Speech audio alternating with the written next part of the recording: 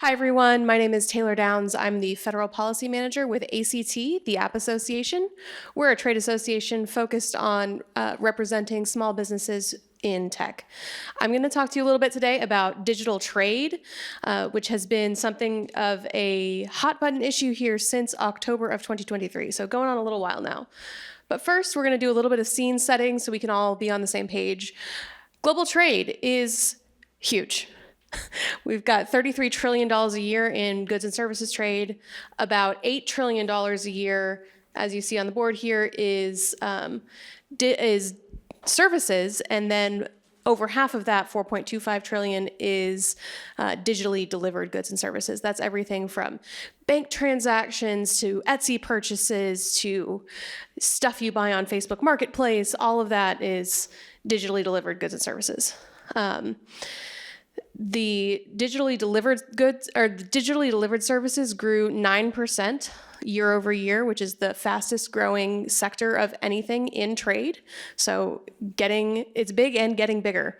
And the United States is the top exporter of digital services. Fun fact, we're also the top importer of digital services. So pretty big deal here in the United States. In my opinion, and the opinion of the App Association, for which I am in fact speaking today, we have four key pillars to successful digital trade. The first one is opposing forced source code transfer. So that's the practice of requiring a company wishing to enter a country's marketplace to turn over their proprietary code as a condition for entering the marketplace. This can have a couple of issues. The biggest one would be that if that government so chooses, they can rip off that intellectual property and give it to a homegrown competitor, thus locking the American company out of the marketplace, which, as I'm sure we all believe, would be bad. Two that sort of go together here, protecting cross-border data flows and opposing forced data localization mandates. These both have to do with regulating the flow of information around the world. Cross-border data flow is important not just for the purchase or the purpose of purchasing things, but also for things like hospital clinical trials. We want to make sure that medication can work not just in the population of people that are in one country, but all over the world. Forced data localization mandates are sort of the opposite of allowing for cross-border data flow. That requires companies, when they acquire data from a user in a certain country, to store and process that data in the country of its origin. This becomes a really big problem, especially when you've got a small business that has an app on the App Store and they get 3 downloads in Estonia. And now they have to buy data storage and processing there, as well as every other country that they have users in. So that becomes a really fast snowball of costs for companies very quickly. And then finally, opposing discriminatory foreign regulations.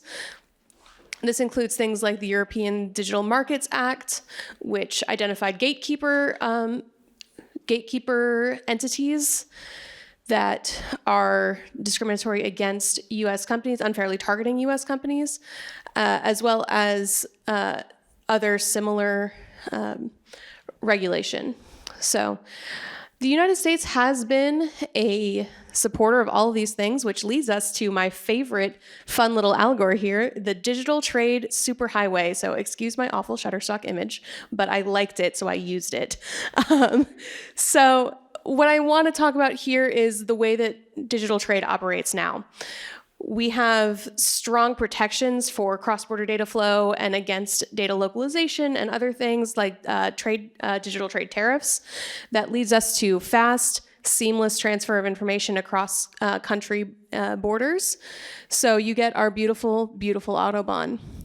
However, in the last couple of years, the United States has started to step back from its role in supporting some of these most important pillars for digital trade, slowly eroding all of the protections that have existed since the dawn of sort of internet commerce back in the mid-90s, which, if it continues into the current administration, will lead to a very different picture.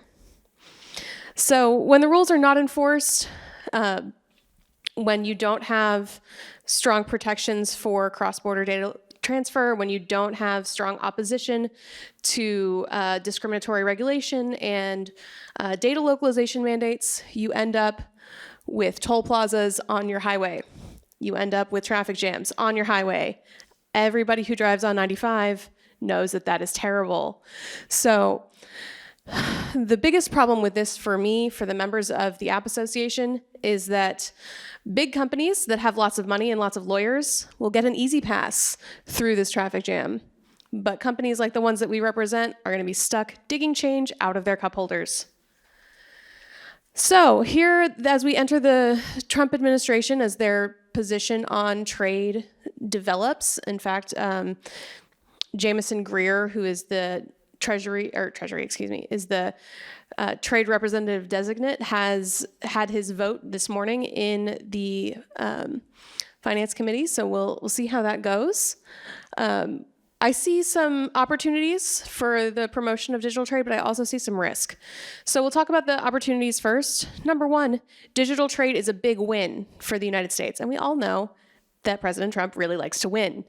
So, digital trade, as I said, we are the #1 exporter of digital services. We're also the #1 importer of digital services.